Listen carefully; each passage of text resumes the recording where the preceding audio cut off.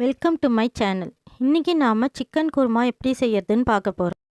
முதல்ல தக்காளி பழத்தை தேவையான அளவு எடுத்து அதை மிக்சியில் அரைச்சி வச்சுக்கோங்க. ஒரு சட்டியில் எண்ணெய் ஊற்றிக்கோங்க. அது காஞ்சதும் பட்டை, கிராம்பு, ஏலக்காய், பிரியாணி இலை, சோம்புத்தூள் இதெல்லாம் சேர்த்து தாளிச்சிடுங்க. இது கூடவே வெங்காயத்தையும் சேர்த்துக்கோங்க.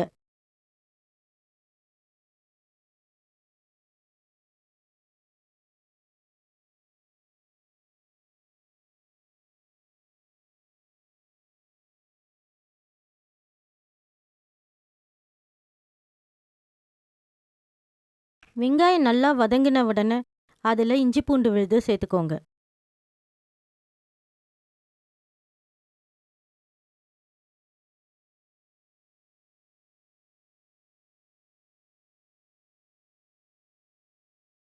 இஞ்சி பூண்டு விழுதோட பச்சை வாடை போன உடனே இதில் தக்காளி விழுதை சேர்த்துக்கோங்க.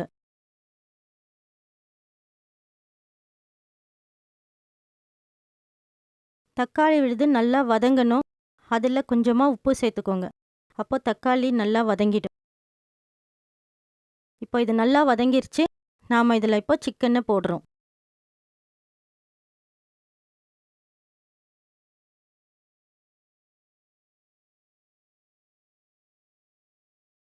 நல்லா மிக்ஸ் பண்ணி விடுங்க.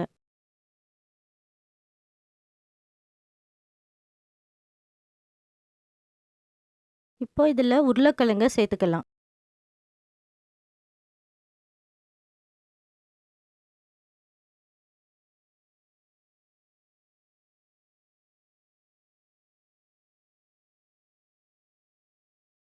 இப்போ இதில் நாம் தனியாத்தூள்,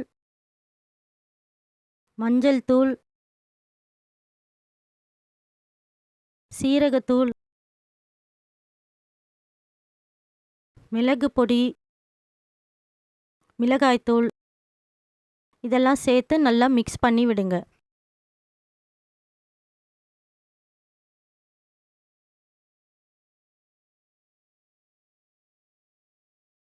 நல்லா மிக்ஸ் ஆயிடுச்சு. இப்போ இதில் 2வது தேங்காய் பால் சேர்த்து அதை நல்லா வேக விடுங்க.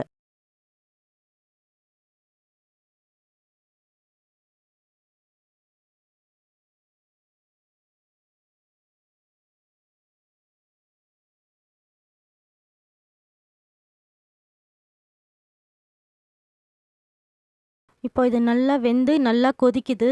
இப்போ இதில் நம்ம முதல் தேங்காய் பால் சேர்த்துடலாம்.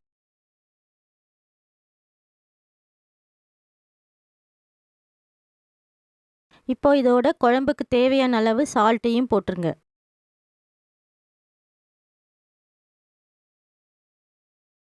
நல்லா கலந்து விட்டுட்டு கொத்தமல்லி தழை தூவி ஒரு கொதி வரும்போது இறக்கிடுங்க.